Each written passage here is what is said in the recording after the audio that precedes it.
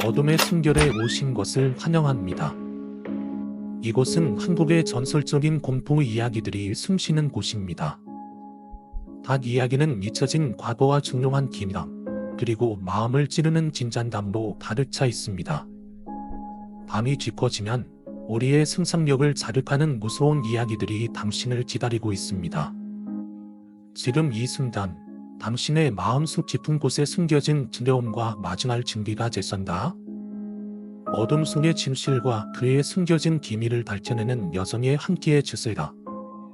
시작해 볼까요? 그와 당신의 이야기. 언제부터 고연한지 확실한 건 아니지만 오래된 교통사고가 주된 원인이 아닌가 싶습니다. 목격자의 말에 따르면 트럭에 닥쳐서 약 10m 이상의 공진에 뜸치에 머리부터 떨어졌고 꼼짝도 하지 않고 엎드려 있는 상태로 왼쪽 다리는 쥐어짜고 꺾여 있으니 근처에 있던 사람들은 다들 제가 죽었다고 생각했다고 합니다. 그런데 이상하게도 구급차가 아닌 어디선가 나타난 택시기사님이 결 싣고 병원으로 향했다고 합니다. 물론 이제 약 20년 전이니 어떻게 보면 그럴 수도 있다고 생각합니다. 그런데 이상한 건 그 택시기사님이 절 태우고 병원으로 가면서 계속 도우라 소리쳤다고 합니다.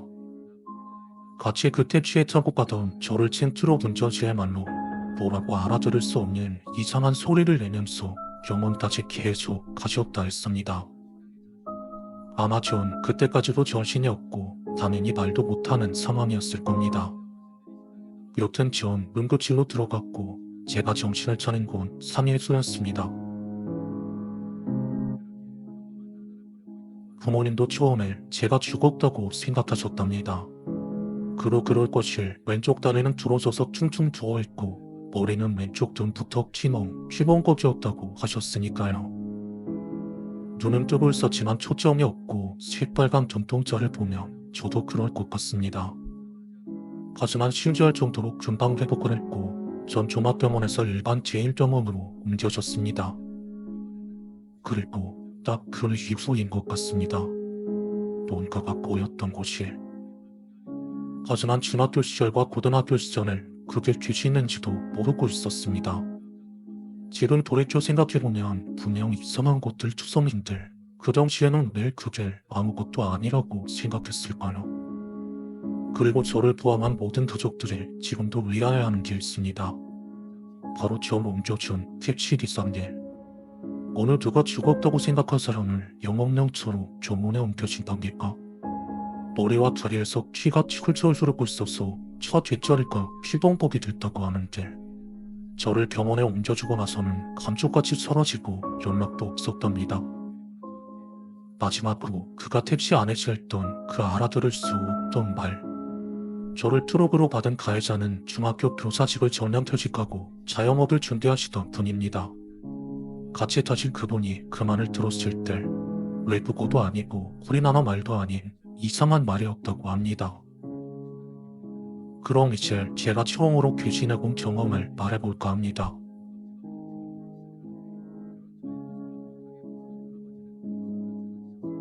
제 기억에 아마도 대학교 2학년 때인 걸로 기억하고 있습니다. 대학교에 입학해서 처음 1년 동안은 동성 친구들과 정신없이 술 마시고 노느라 미팅 같은 거 한 번도 해보지 못했습니다. 물론 이성에 대한 관심은 많았지만 그닥 마음이 가는 애도 없었군요. 그러다 대학 2학년이 들고 5월이 되었습니다. 5월에는 학교에서 축제도 하고 시획생들과도 어느 정도 친분이 쌓일 때나 슬슬 미팅 같은 걸 대신 지뢰하고 있었지요. 그러던 어느 날 미팅은 아니었지만 친구의 여자친구들과 어울릴 수 있는 기회가 생겼습니다. 친구는 같은 과 1학년 후배와 사귀고 있었는데 방황하는 자리에 우연히 데리고 온 거죠. 그것도 다른 친구들과 같이. 속으로 대신 쾌재를 불렀습니다. 학생 때나 다들 돈도 많이 없을 때라 처음엔 분식집으로 갔습니다. 시내 극장 근처에 있는 분식집인데 그 지역에서는 상당히 유명한 분식집입니다. 항상 사람이 둥기고 집안에 해먹인 주공께서 음식을 만드시죠. 그리고 알바진만 해도 3-4명은 되는 집이었습니다. 한참 제목을 나열어서 그런지 배도 고프고 시간도 늦어서 앞에 일선이 있고 말고 일단 제목을 썼죠.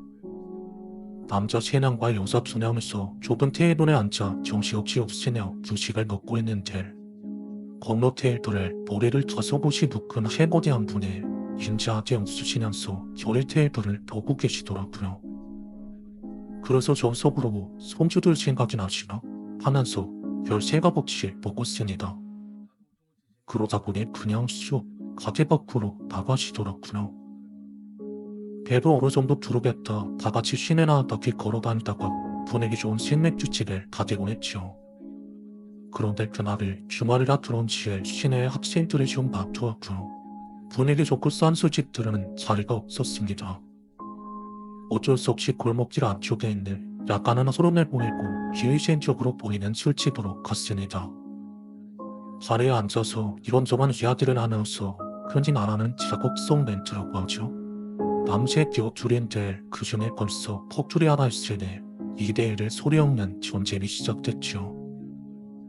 뭐 물론 그날 어떻게 해먹었다는 게 아니고 불난 대학생활 경찰 귀천에 보낼 생각으로 자곡성 멘트를 달린 거였죠. 그렇게 영양가 없이 지름진 렌즈가 왔다 갔다 한 지 40분, 1시간 정도 지랄 보내되었습니다. 이게 요즘은 좀 보기 힘든 술집 의자일 수도 있는데 증거지가 좀 높고 푹신한 소파 같은 의자 아시나요? 상대방을 바라보면 머리 위까지 등받이가 올라와 있는 의자요. 아무튼 그 의자 옆으로 그 할머니가 또 나타나시더라고요. 응? 저 할머니 아까 분실팁 소장님 아닌가? 장사로 잘 돼서 여기도 운영하시는 건가? 전 처음에 이렇게 생각했습니다. 그때 다들 앉아있는 위치를 설명하자면 여자 2분이 나란히 닿지 않고 남자 2명도 마주보고 같이 앉아있었습니다. 자리가 부족해서 여자친구 인단에는 보조 의자를 달라고 해서 앉아있었죠. 아무튼 그 할머니는 저희 쪽으로 걸어오시더니 소요로 있는 여자의 얼굴을 쓱 보고 그대로 다시 나가시는 겁니다. 뭐야? 저분 아까 그 학생들이라고 보고 가나? 이것 좀 기분이 그렇다? 이렇게 말했습니다. 그러자 제 친구 중에 한 명이 할머니가 나가는 뒷모습을 보더니 너 뭐하냐? 쟤도하냐? 이러는 겁니다. 그래서 저는 뭐를 저 할머니가 얼굴을 빤히 보고 가니까 기분이 별로 나는 거지 라고 대답했습니다. 그러자 다들 제가 보고 있는 쪽으로 머리를 돌리고 고개를 떼서 한참이나 봤습니다. 친구가 또 한마디 하더라고요. 너 취했냐? 이 새끼 왜 자꾸 시비야? 나 뭐 말도 못하냐? 아니 내 친엄마랑 아무것도 없는데 자꾸 지르는 거잖아 들고. 전체 장님이 내 앞에 있었네. 방금 머리 뒤로 묶고 겁성하게 생기신 할머니야. 그렇게 말을 하며 할머니의 뒷모습을 찾았지만 안 보였습니다. 이때 제 몸에 털이나 털은 전부 서는 것 같은 기분이 들었습니다.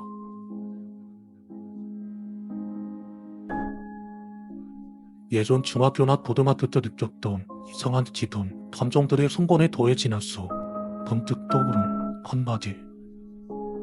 이거 씨발 귀신이냐? 저는 그때부터 더 이상 한마디도 하지 못하고 소주를 숨겨쉬고 숨도 안 쉬고 절방다량을 들이켰습니다. 물론 그 덕에 분위기는 상당히 다운되었죠. 화장실에 다녀온다고 하고 밖으로 나가 담배를 한 대 피웠습니다. 술도 올라오고 아까 본 게 대체 뭔지 모르겠더라고요. 자세히 생각해보니 머리를 묶은 스타일과 다소곳한 이미지가 떠오른 뿐 아무리 생각해도 얼굴이 어떻게 생겼는지 기억이 나지 않는 겁니다. 정신이 혼미해지면서 다리가 조금씩 풀리는데 뒤에서 친구 한 명이 같이 피자며 다가왔습니다. 그리고 하는 말을 한 명 있던 20여자를 다 마음에 든다며 저기가 만나도 되냐고. 저는 그럴 정신도 없어서 네 맘대로 서라고 대답했습니다. 그런 제 말을 친구는 좋다고 웃으면서 담배를 던지고 술자리로 향했고 저는 화장실에 들렀다 자리를 돌아갔습니다.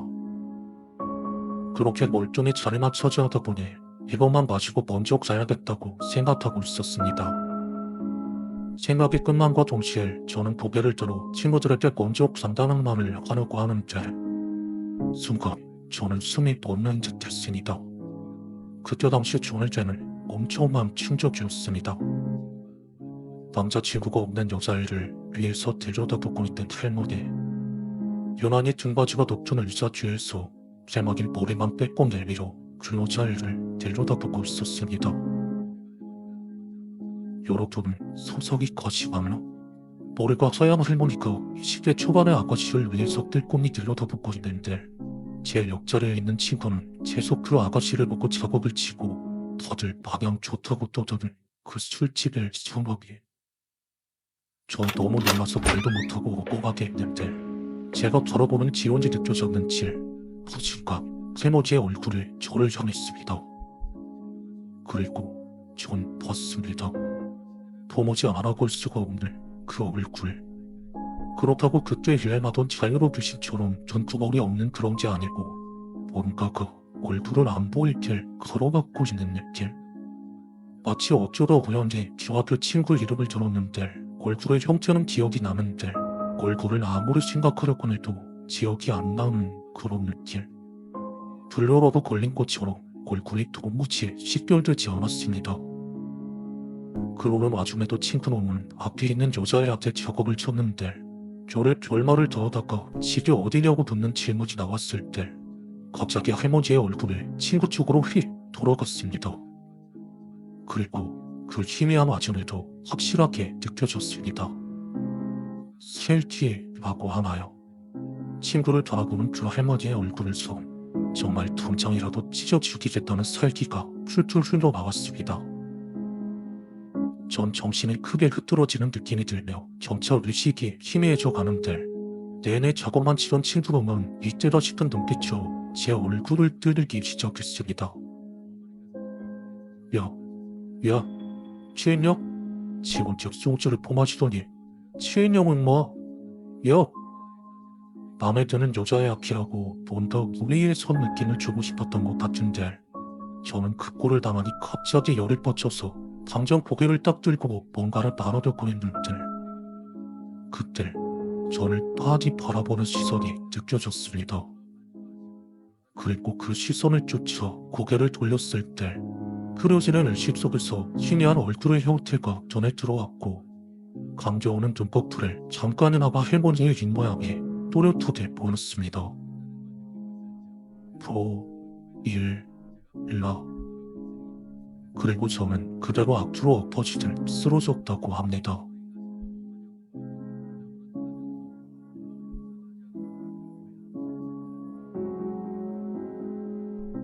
다음 날 학교에 가보니 친구가 싱글벙글하며 저한테 대뜸 고맙다고 밥을 사겠다고 했습니다.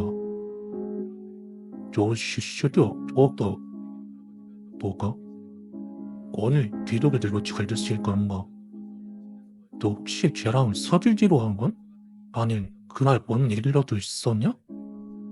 그럼 다 디덕주지 임마.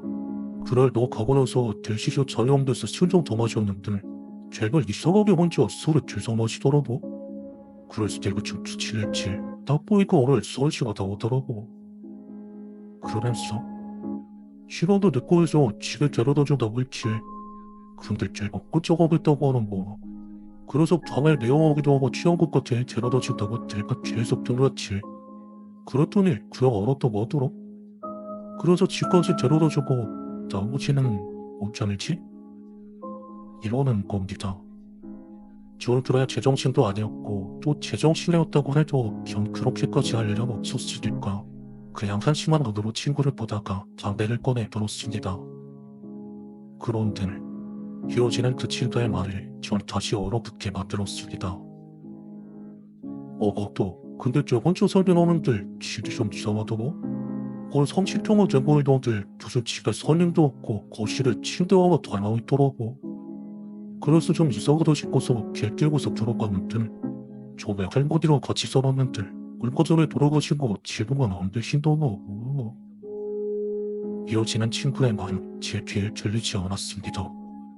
친구의 말에서 무언가 이상함을 느끼고 떠드는 친구를 바라보았을 때 며칠 전 봤던 그 할머니가 어디서 나타난 건지도 모르길 친구를 벌어보고 있었거든요.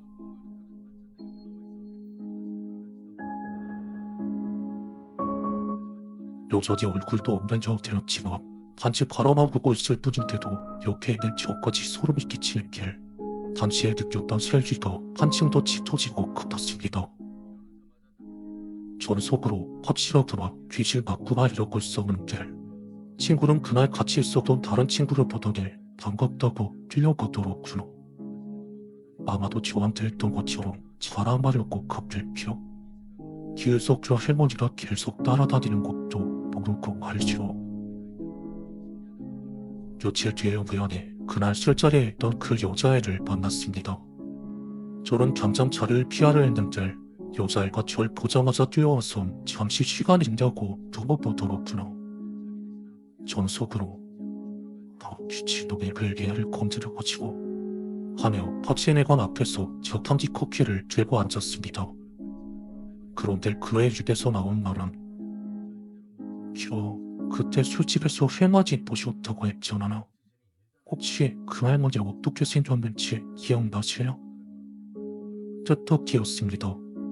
그날 제가 할머니 봤다고 한 건 아무도 신경을 안 쓰고 있었던 것 같은데 그 애는 기억하고 있더라구나. 그래서 있는 그대로 말을 했습니다. 얼굴은 기억나지 않지만 소임씨에 대한 걸 자세히 말해주네. 그 애는 한동안 학교 건물만 보다 눈물을 흘리더니 자기 할머니가 낫는 것 같다고. 부모님이 어릴 때 이혼하셨는데 엄마는 자살하고 아빠는 외국에 나가 계셔서 자기는 할머니랑만 살았다고. 그런데 그런 할머니가 돌아가시고 나서 한동안 집에만 틀어박혀서 멍하니 있다 보니 본인도 나쁜 생각을 많이 생각했다는 겁니다. 그런데 제 말을 들으니 할머니가 계속 자기를 지켜봐주고 있는 것 같다고, 보고 싶다고 그러더라구나. 그리고 그 뒤로는 학교를 그만둔 건지 그 여자애를 다시 만나지 못했습니다.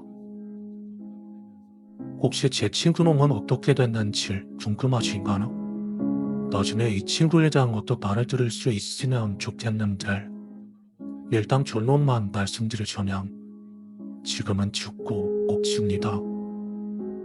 오늘의 이야기가 여러분의 마음속에 깊이 남았기를 바랍니다. 어둠 속에 감춰진 비밀들이 여러분의 상상력을 자극했나요?